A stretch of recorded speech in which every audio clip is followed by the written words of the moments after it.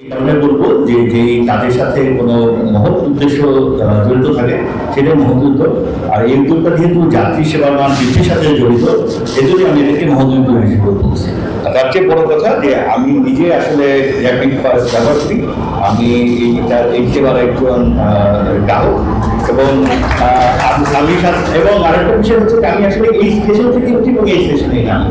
হ্যাঁ, আমি গাড়িটাই পর্যন্ত আমি এরপরে নেই না, কেন জ্যাম অ্যাভয়েড করার জন্য। তো এই উদ্যোগটার জন্য প্রথমে মেট্রো রেল তৈরি করা হলো, এটা থেকে মানুষজন সুবিধা পেতেছিলেন। আমাদের ছিল হলো প্রথমে সিঙ্গেল ইউজ কার্ড, সেটা পরবর্তীতে আমাদের র্যাপিড ক্লাস 5,000 সুবিধা হলো। কিন্তু একটা সমস্যা ছিল যে আমাদেরকে দীর্ঘ লাইনে দাঁড়িয়ে আমাদেরকে কার্ড রিচার্জ করতে হলো। এই আজকের উদ্যোগের মাধ্যমে আমরা অনলাইনে এটাকে রিচার্জ করতে পারবো, মানুষের ভোগান্তি কমবে, সেবার মান বৃদ্ধি পাবে।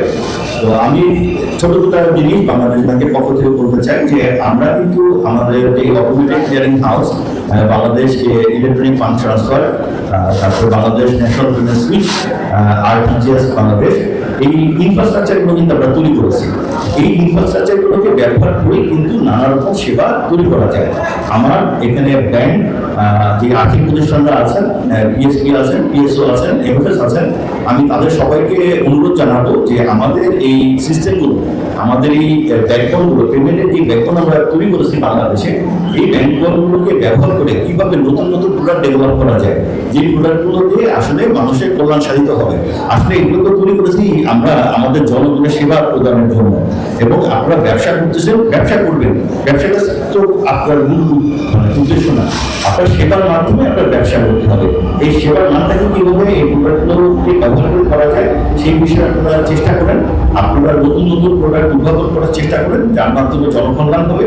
এবং এই প্রোডাক্ট উদ্ভাবনের জন্য আমাদের রেগুলেটরি সাপোর্ট বা সিস্টেমের সাপোর্ট যেটা প্রয়োজন আপনারা আমাদেরকে জানান, আমরা সেগুলো অ্যাডাপ্ট করার জন্য সম্পূর্ণরূপে প্রস্তুত আছি।